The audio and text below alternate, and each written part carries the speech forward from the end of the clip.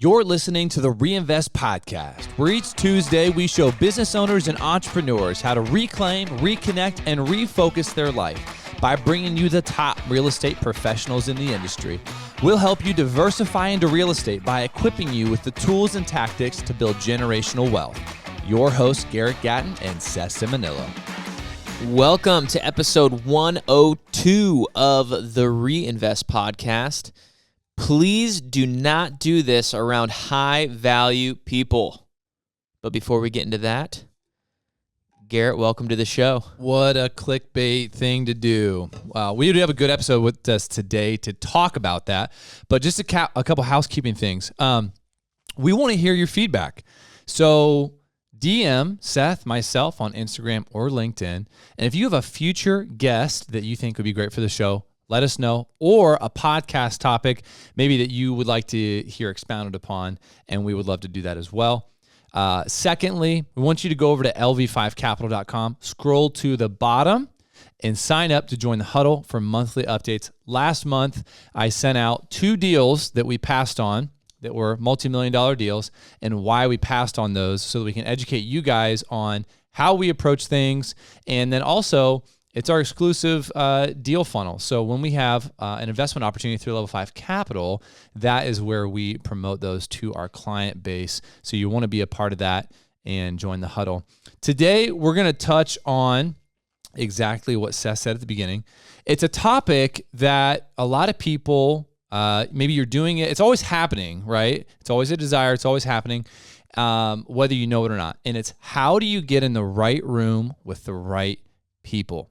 And for this, kind of for the sake of our argument today, we're going to call these people high-value people, right? So real estate, it's a people business. And all people are high value in their own way. Amen. Amen. But we're talking about getting in the rooms with the people who are farther than you are in the place that you want to go. Yeah, that's good. Well said. Yep. And the thing is, these are people that are going to accelerate your growth. And your ability to do this will accelerate or stagnate your growth in business, personally, in real estate. So it is a crucial skill to have.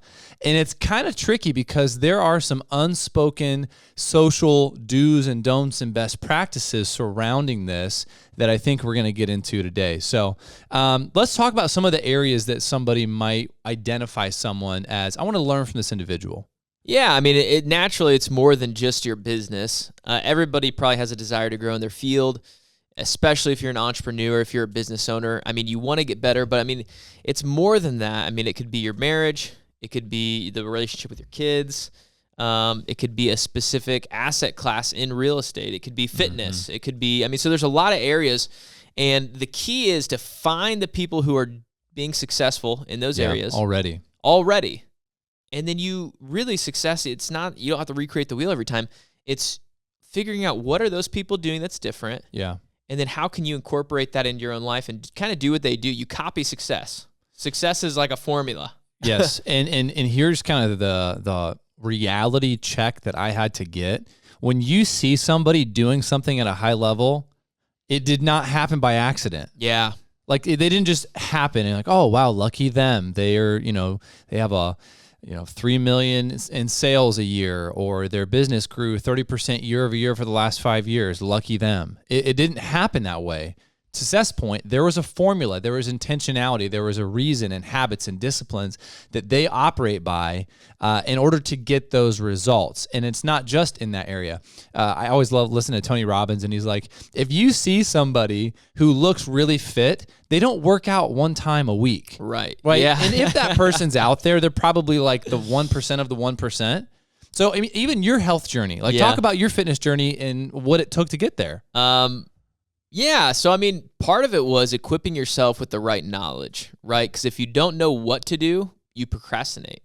If you have no idea what the next step is, you're kind of like, I don't know. You're kind of stuck in that phase of not knowing. So step one for me was getting the right knowledge on how to be healthy. How to even be healthy. Yeah, I didn't have the desire or the time to try to figure out myself, to Google it, and what supplements to take, and what kind of diet should I have. So my friend, Dr. Jared Ward, went to him. Shout out.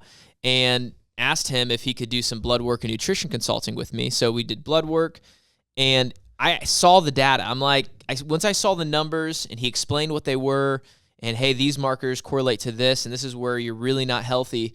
It gave me it gave me a why. It gave me something to wrap my head around to where I was like, okay, I'm going to eat this way. I'm going to take these supplements, and then we can do the blood test again and see if it's actually improving. Right. So once I had some tactile knowledge around what to do and what to correct, then it was easy to act on it. Right. So it was no longer ambiguous. I knew exactly what I was supposed to eat.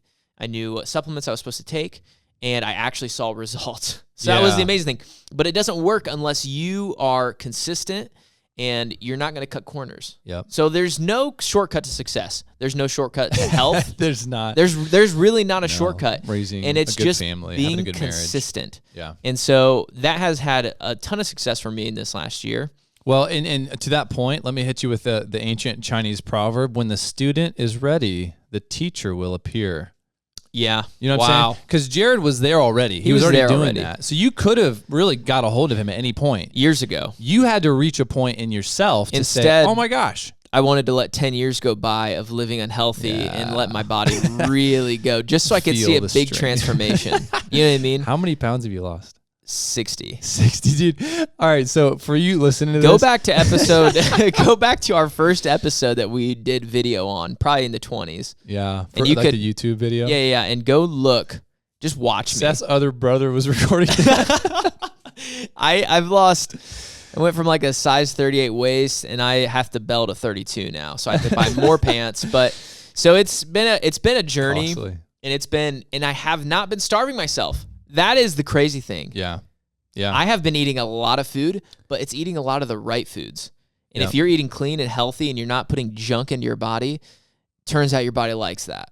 And you got in the right room with the right people, because Jared, for you, was that person that helped you put a plan together that was actionable and gave you real data. And then on top of that, after I worked that plan for 6 months and lost some weight, I got a fitness partner that could help push me on the fitness side of things, who already was really successful in that, already really fit, already really healthy. And that has taken me even further. And it's all about getting around the right people. Yeah, it's getting in the right rooms. So, and we've said this before, like literally one of my life mantras is I want to be the dumbest person in the room. Yeah. And that's never a fun feeling. But if you're the smartest person in the room, man, hit the pause button and reevaluate some things, because it means that you're probably not stretching yourself. Or even if you're the most fit person out of your friend group. Yeah. Go challenge yourself. Yeah, because it rocks you to sleep thinking, oh, I've arrived. You've arrived in your immediate context, but there is so much more ahead of you that you could dive into. Just go to a meathead gym and just like feel small. Get humbled. Yeah. Okay, so today it's going to be really tactile. We're going to jump right into it. Garrett has 4 different tips, 4 different ways to get in the right room with the right people. Yeah, so hopefully this will dispel, like, how do I find these people? Where are these people? Or I know where they are, but I don't feel like I can get close enough to them. It's almost like when you're like walking up to an animal you want to get close to, or like a flock, you get close and then they like go away. Yeah. And you're like, I was so close. I almost had the elusive high successful person, you know? Yeah. And so hopefully we can demystify that. So number 1 is you need to know this, because this is happening more than you think. And it's the pay to play model. This is huge. So, I probably wouldn't start out here. No, but it is the easiest way. It's the fastest way to accelerate. Yeah, it's the fastest way. So if you have money, you can pay to get anybody's time. Really. And anybody who's doing something at a high level, because I think technology has made this model even more applicable. It's very common for someone in an industry that you want to grow in to already have content that you can pay for, and then have coaching services, usually that are packaged together in the form of a mastermind, that you can niche in and really just get their time. Now, you're going to pay for that. So you want to know how to do self-storage? There's masterminds. There's people out there that are doing it successfully that you can seek them out, and it's a pay to play. You pay to get in their network. You pay to see how they write deals. You pay to see how they raise money. You pay to see, so So, I mean, that's kind of it, but it's not just people, it's conferences. I mean, that's a big one. I mean, that's a lot less lower commitment. value. Yep. Lower value way to pay to play. And I will say we started going to conferences a few years ago to start getting really what's out there in the real estate We're realm. skeptical about the hype. How do you do it? And that changed the trajectory of our business. Yeah, going to conferences. That's true. That was one of the reasons we started the podcast a couple years ago. Right. It was a conference, and so it equips you with the knowledge. So it's going to accelerate your growth. It's going to get you around the right people when you do some of these things. But I'm not encouraging you to go out and pay an internet guru $10,000 on a drop of a hat. Yeah, we just did that. I think it's important to research and to make sure that you're actually finding the right person. Because here's a caveat with that: it's easy to spend money and conflate that with progress. Yeah. Just because you're spending money to be in the right rooms doesn't mean that you're actually going to be actionable with what you're learning or those relationships. So there is kind of a natural progression. You have to be ready to do something with that information or those relationships. But it is happening. You can pay to play. So conferences, masterminds, courses, clubs, one-on-one coaching. Yep. Clubs. Like Rotary would be like that because you're essentially paying membership dues to be a part of local business leaders. I mean, and there's that's a lot a of really ways. low barrier. So there's some low barrier all the way up to spending thousands of dollars on some coaching. But pay to play gets you around high-level business people. Do it for the area you're looking in. We're doing real estate. So obviously that's where we're spending our money and our time. Yep. The second one is value add. Okay, so we're going to define this as you've intentionally sought out somebody. You've identified them as that's somebody I respect them, their whatever it is, their business, their family, their fitness, their health, and I want to learn from that person. And you go to them and really formally ask them for some kind of mentorship, time, education, resources that they're going to give you. Now, here's a really important caveat to do this, okay? There has to be an exchange. Meaning you have to have value to add. That's why you call it value add. And this is probably one of the ones that gets fumbled the most. Yeah, because I think a lot of people get confused with being a leech. Like I've been that person. Instead of giving, and you're approaching these people with the best intentions of the world. Right. But you're not adding value to their lives. There's no value proposition. And so instead you are just trying to leech off of them what they know, their network, and they sense that and they're get off of me, leech. Like, and they might be it's really a real polite put about off it. from a social perspective. It is. And to be honest, I've been that. I really have been that person. And let me tell you why I was that person until I saw some of this stuff. Mental laziness. I did not want to spend the time to think about what would be of value to that person and how I could provide it. So honestly, I'm just being candid here. I relied on kind of my social skills, and I was like, hey, if I come in real nice or I come in with good intentions, they'll see my earnestness to want to grow, and they will give me their time. And that was a wrong assumption to make. Yeah. Because I was just taking. I wasn't really adding anything. And so to really find how to solve someone's problem in exchange for their time or their input into what you're trying to grow in takes mental intentionality because you're thinking about someone else. So to give some examples, we've had a lot of people on the podcast who have had similar situations where they were like, hey, I'm trying to get into real estate. I really don't know how, but I know Bob has 20 rentals. So they go to Bob and they say, hey, Bob, I will do your maintenance for free or for dirt cheap or your property, help you with your property management, help you kind of with what you're doing. And I just want to learn from you. So I'm going to come on after my work day, or I'm going to come on weekends and help you with stuff. And so that's number one. You're adding value, and Bob's like, okay, I'll let you come around because you're actually going to help me with something. Yeah. And to flesh that out, when you're doing that, you're going to Menards with Bob to pick up materials. You're interacting with tenants with Bob at a rental property. So you're learning stuff. Yeah. And so through being around him. And so Kathy Fetke, she actually told a story when she was on the podcast that she had... she's the mother of real estate. Yeah, she had a employee that just asked her, like, can I work for you for free? Like, I will do it for free just to be around you, just to learn. And he actually followed through with it, actually showed up was getting coffee. You know what I mean? It wasn't even like he was doing anything super important, but he put in the time, and it led to... she ended up adopting him. I'm just kidding. It led to a position, I think, is how the story went. Okay. But that's part of adding the value. Sometimes all you have is your time. Yeah, right. And you know, because you don't have the skills yet. You don't have the knowledge yet. Solve someone's problem. You don't have the money yet. And so solve someone's problem, think creatively how to help them, and in turn, you're going to learn.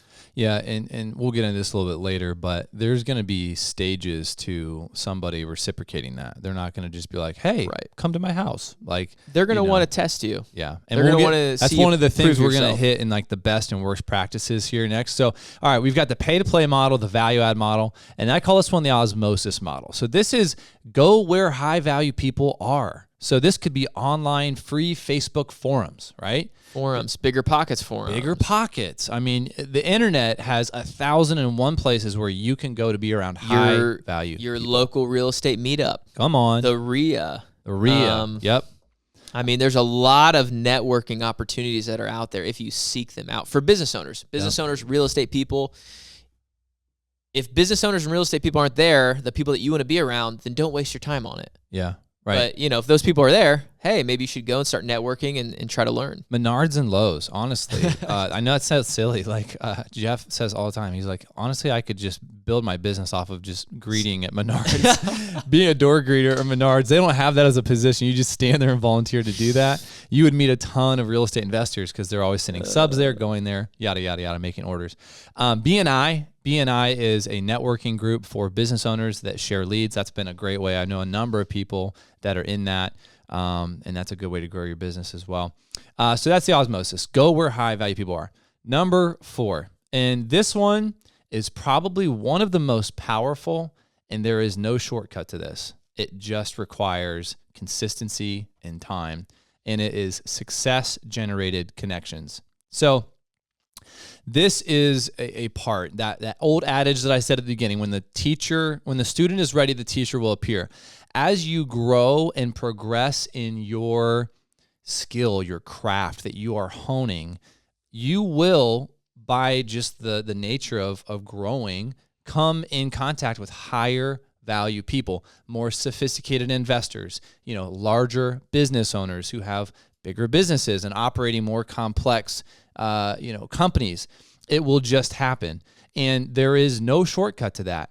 And here's the key to doing that. You have to have a commitment to grow. Like nobody is sitting there thinking, how can I grow Seth's business today? How can I help him get in more contact with people? I wonder how I can get their podcast out there. Nobody's thinking that stuff. You have to have a personal ownership over your growth, your success, and other people are watching and they will notice that. I can't tell you, I've had a number of people who are like, hey, I've been watching you over the last 3 years, and I've had little touches here and there with them, and now my interactions with them have a whole nother level. At the very beginning in my real estate career, I wouldn't have considered them a peer. I would have been like, wow, that's somebody who I would love to sit down with. And now they look at me as a peer. I didn't ask them to do that. It just came from being consistent, growing, having success, and knowing that that is just established. So do you want to add anything to that? No, it just takes time, like you said. I mean, success begets success, right? So, I mean, once you start having some momentum, it's going to bring around some of those high-value people that you wanted to be around anyway. And there's always layers to that.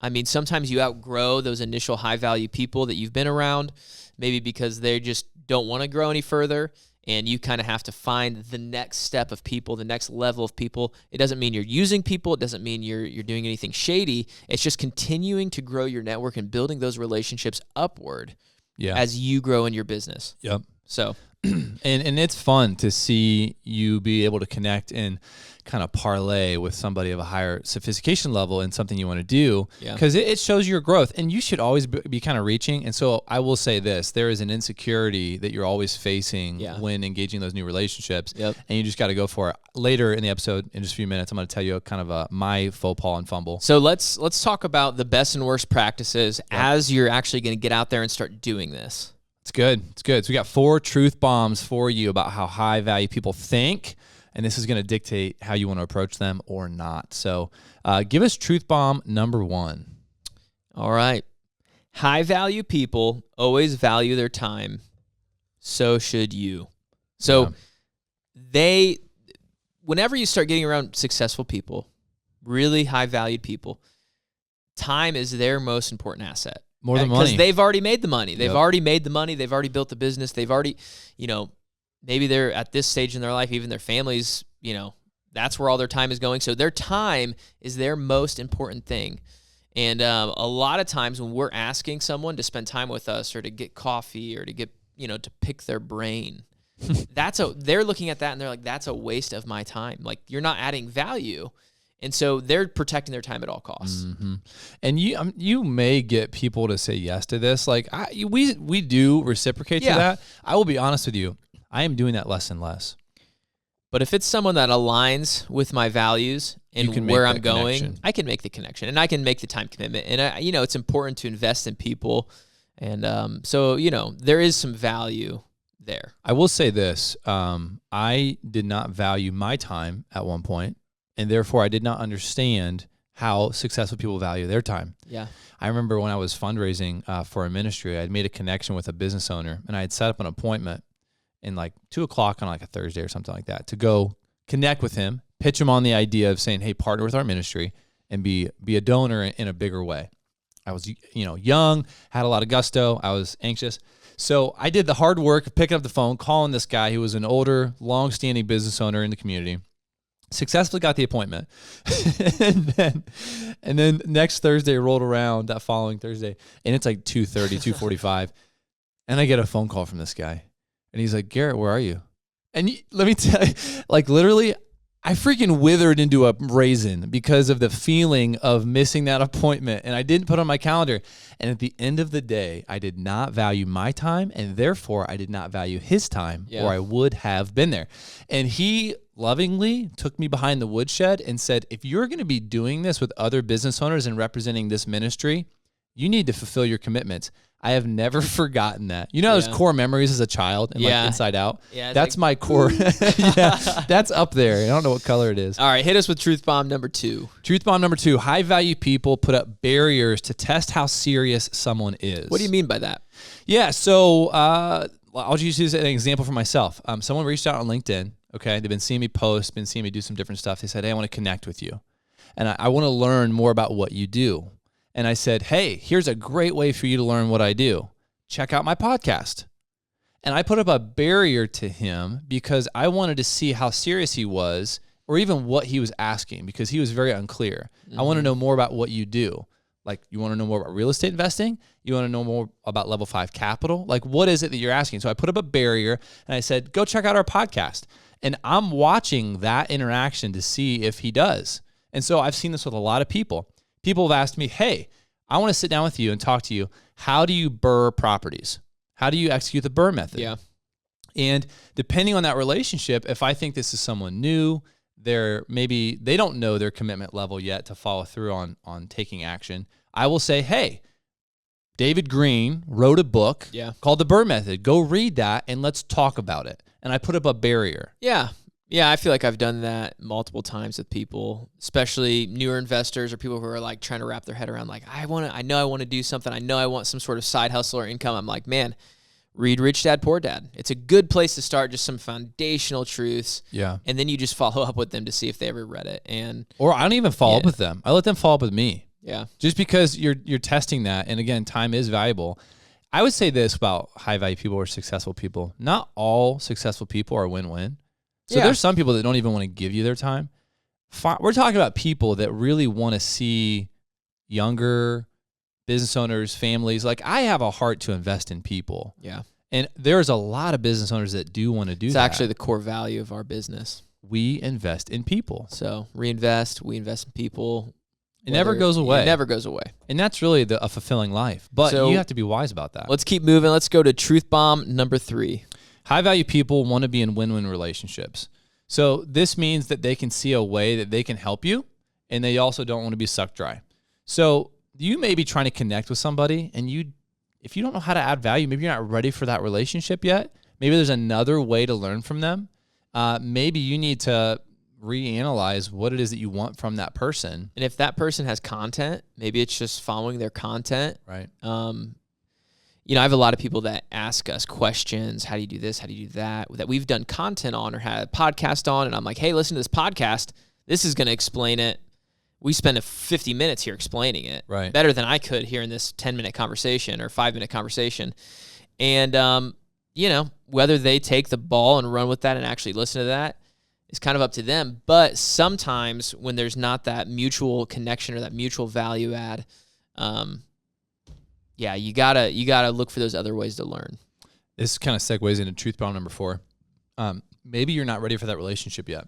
So, like, it would be unique for me to pick up a new interest, a new industry that I'm interested to pursue, and for me to be able to just get the person who's doing it at the highest level, get their attention, and have them help me do that. Unless I'm willing to pay for it, that can happen, right? Again, that's accelerating your growth.